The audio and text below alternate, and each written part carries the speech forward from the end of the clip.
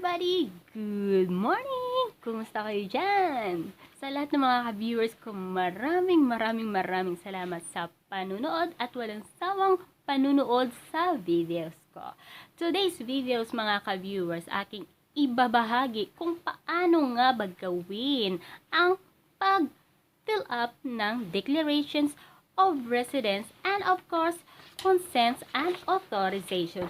So, dalawang papilis yung ating pag-aaralan kung paano nga ba gawin ng tama o pag-fill up sa papeles ng iyong ina-applyang marriage application. So, ano pa nga bang hinihintay natin? Tara na, umpisa na natin. Let's go! Okay, here we go mga ka-viewers. Andito na tayo sa ating consent and authorization. So, ang gagawin nyo lang dito ay dito banda sa signature over printed name, no authentication required.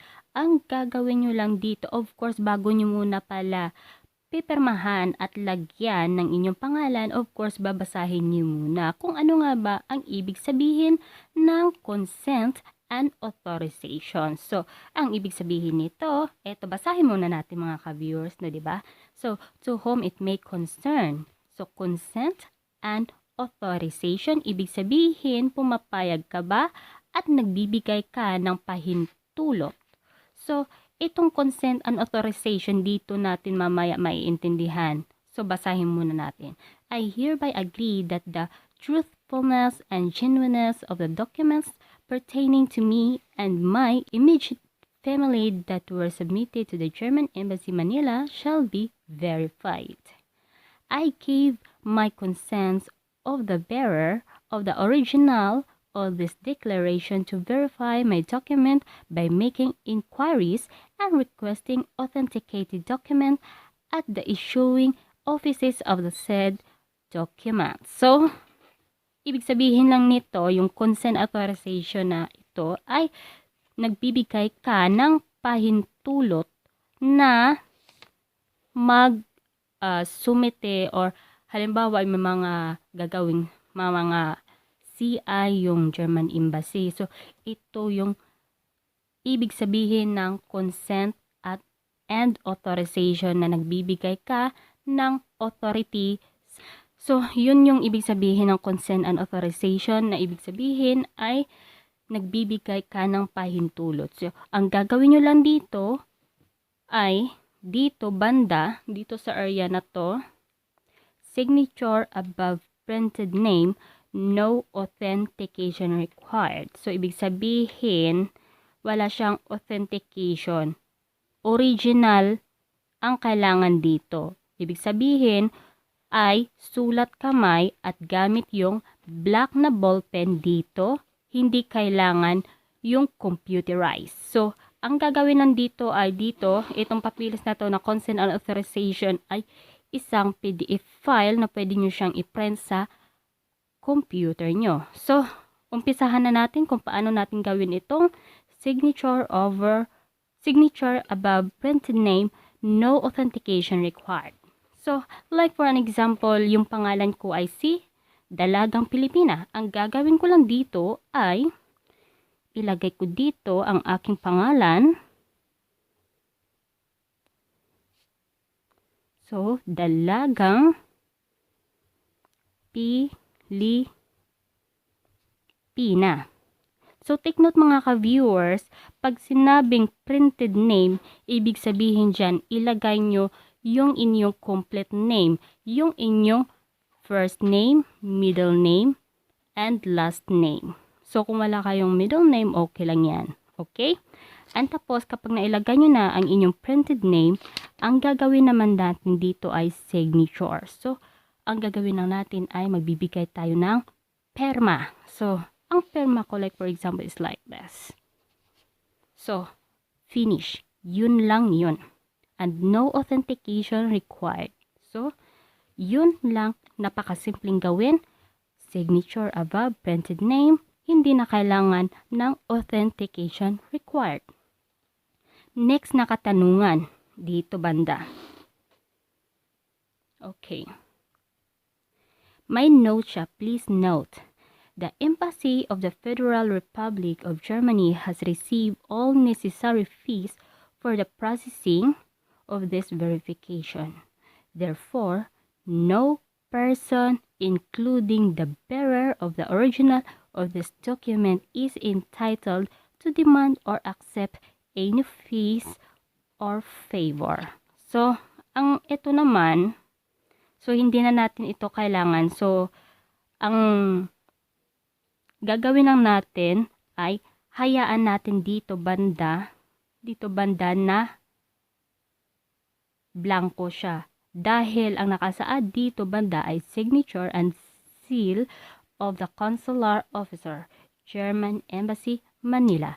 Ibig sabihin, ang German Embassy, Manila na ang magbibigay dito ng perma and of course, the seal of the consular officer pagkatapos nila na matanggap ang iyong consent and authorization. After na matanggap nila ang iyong consent and authorization, ay dyan na magsisimula ang pagbibigay ng conduct of investigation sa iyong lugar. So, dito banda mga ka-viewers, hayaan nyo na lang dito banda.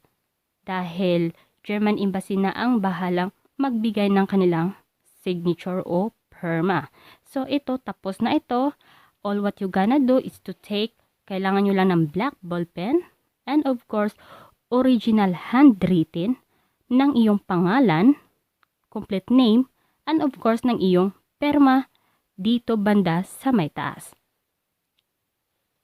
So, and next na gagawin nating videos ay ipapakita ko na naman sa inyo ang declarations of residence kung paano nga ba natin gawin. Okay mga ka-viewers, dahil tapos na tayo dito, ang next natin na gagawin ay walang iba kundi yung ating declaration of residence. So, ito pala yung papers of application of Mary in Germany. Ito pala yung first step na kung saan kayo ay magpa-process na ng papers nyo. So, ito yung magiging itsura niya.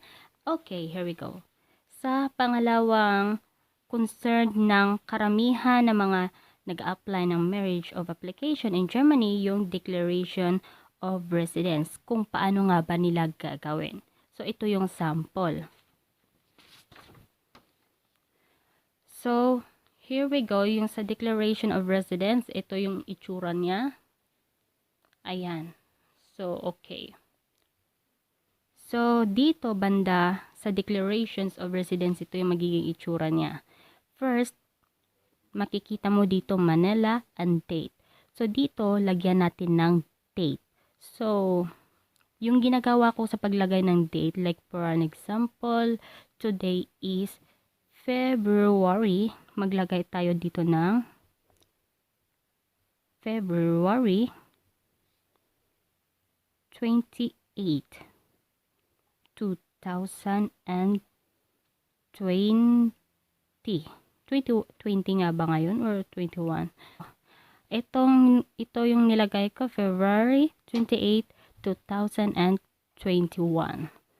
So, ayan. Kailangan lagyan natin siya ng petsa. Yung month, petsa, at saka yung year. So, ganyan. Like for example, dito naman sa Declaration of Residence, basahin muna natin. Here are my complete addresses of residence from 15 years old to the present. So, ibig sabihin, simula nung ikaw ay 15 years old hanggang sa ngayon. Meron din siya ang Tagalog translator, pakisulat ang mga naging tirahan o addresses mula nung ika 15 taong gulang hanggang sa kasalukuyan. At saka dito mga ka-viewers, nakikita nyo dito, meron dito sa baba, exclusive dates, years, and age. Ibig sabihin, taon o edad. And then dito banda, yung address o tirahan. Pero bago muna natin yan, lagdaan lahat ng mga lugar na kung saan ikaw ay nakatira sa iyong present address ngayon, basahin muna natin dito banda sa may baba. Move muna tayo dito. So dito, may nakikita kayo sa baba.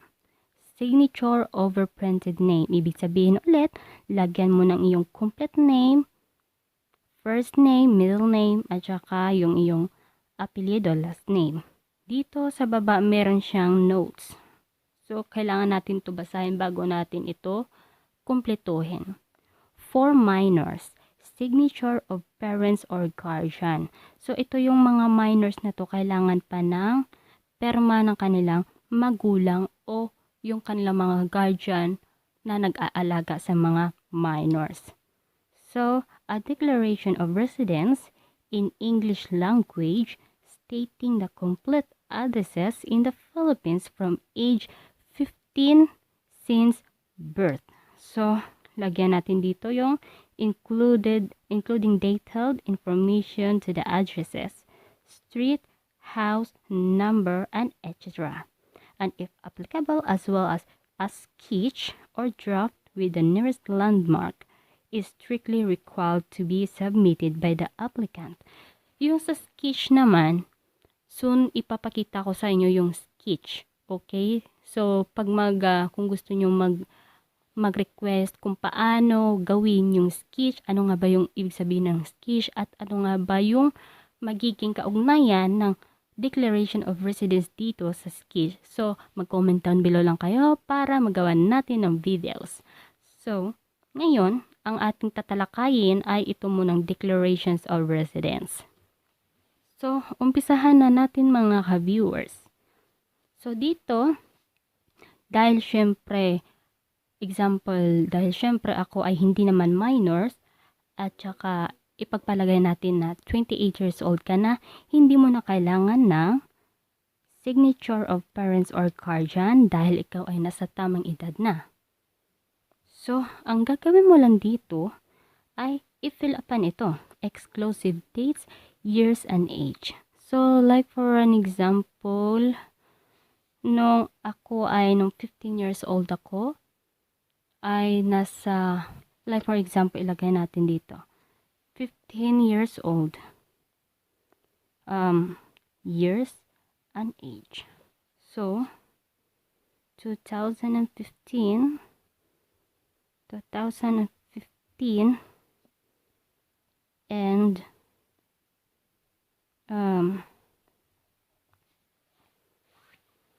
and 15 years old.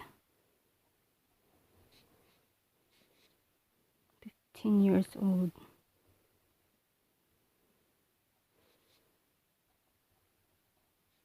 So, lagyan natin dito sa address, dito banda. Like for an example, ikaw ay pero dito sa address mga ka-viewers, ilagay natin dito yung kumpletong address talaga kung saan ka nakatira. Halimbawa, yung mga barangay, purok, street, city, at saka yung mga postal code na yan, and of course, yung country. Like for example, nung 2015, and I am 15 years old, no? So, okay, like for example, 15 years old, nung 15 years old ka, like for example, ito, ikaw ay nakatira sa isang, lagay natin dito,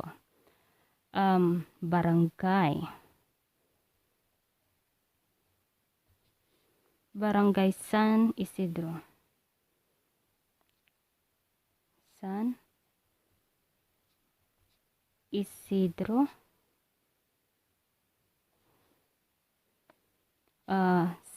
Barangay San Isidro, General City,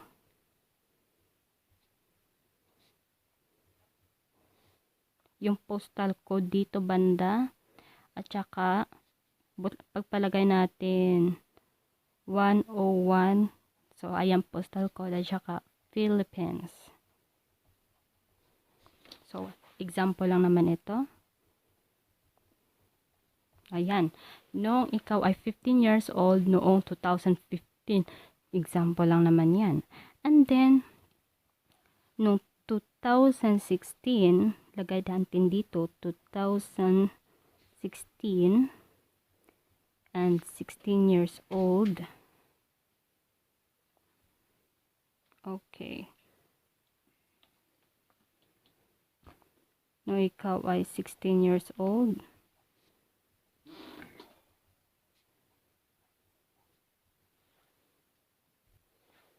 Tapos dito sa addresses mga ka-viewers, ilagay natin like for example, lumipat ka ng city. So, halimbawa, street, barangay, o di kaya street, lagay natin street,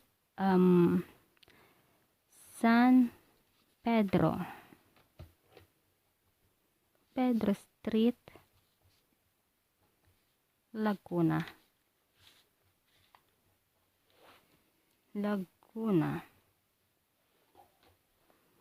Manila.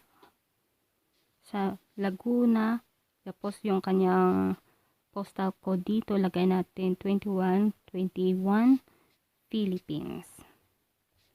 Okay, lagay natin dito Philippines.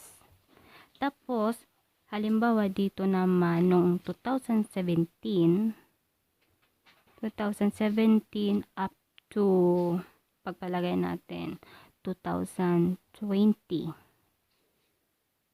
Tapos ikaw nun ay nasa edad na ng, palagay natin dito, ikaw ay nasa edad na ng 17 years old. 17 years old to pagpalagay natin 17, 18, 19, 20 to 20 years old.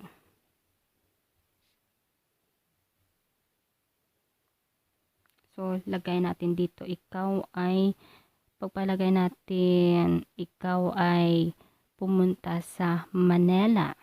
So, diba? So, lagay natin dito, papalagay natin dito, San Pedro, San Agustin Street. Tapos nakatira ka sa isang bahay, o palagay natin dito Makati na lang. Makati. Tapos yung postal code dito, papalagay natin 6890 Philippines. So, lagay mo dyan. So, ayan, Philippines. Tapos, halimbawa naman, 2021, at saka ikaw ay nasa 21 years old na, or either ikaw ay nasa 28 years old na. So, ipagpalagay lang natin, di ba? Ikaw ay nasa Manila. Ito yung present address mo sa ngayon. So, ilagay natin dyan na kapag ikaw ay nasa Manila, lagay natin dito yung complete street, city, postal code, at saka country. So, example, ano bang nalalaman ko sa Manila? So, lagay natin dito street again. Mga san. So, San Marta, Marikina. Lagay natin Marikina. Postal code again. 10, 2, 3. Okay. And then, Philippines.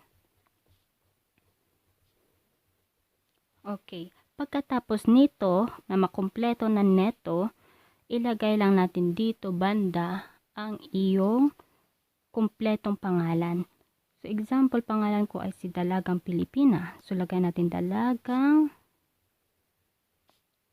Pilipina.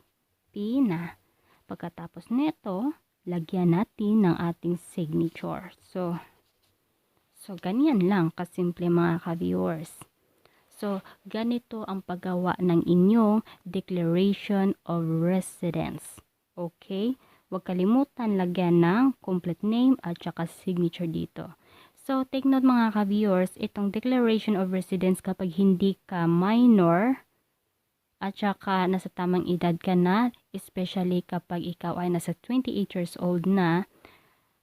So, ibig sabihin nito, simula nung ikaw ay 15 years old na kung saan ikaw ay nakatira sa inyong lugar, kailangan din ninyong ilagay dito yung nung ikaw ay 15 years old at saka anong taon nung ikaw ay 15 years old. Like for example, nung ikaw ay nagiging 15 years old, ipagpalagay natin that is 2001. So, ilagay nyo dito 2001 at saka ikaw ay 15 years old at nakatira ka dito sa lugar na ito. Nung ikaw ay 16 years old naman, ipagpalagay natin yung time na yon is 2022. Ilagay nyo dito 2022, 16 years old, at saka ilagay nyo dito yung complete address. Tapos, halimbawa, kung lumipat kayo or nagtrabaho ka sa saang lupalop man ng Pilipinas, halimbawa, nung ikaw ay naging 18 years old, so ilagay mo dito, 18 years old going to, pagpalagay natin nagtrabaho ka sa Maynila, 18 years old to 28 years old. 18 years old to 28 years old, ilagay nyo rin dito. Tapos yung year kung kailan ka nagsimula magtrabaho nung ikaw ay 18 years old patungo ngayong 28 years old. So, ilagay nyo rin dito yung complete address. Ayan. At saka, halimbawa naman, dahil nga syempre nagpa-process ka na, di ba? Syempre, kapag nagpa-process ka na ng papers mo, ilagay natin, ikaw ay nasa Maynila. Ilagay nyo rin dito nung ikaw ay 28 years old. 28 years old, ayan.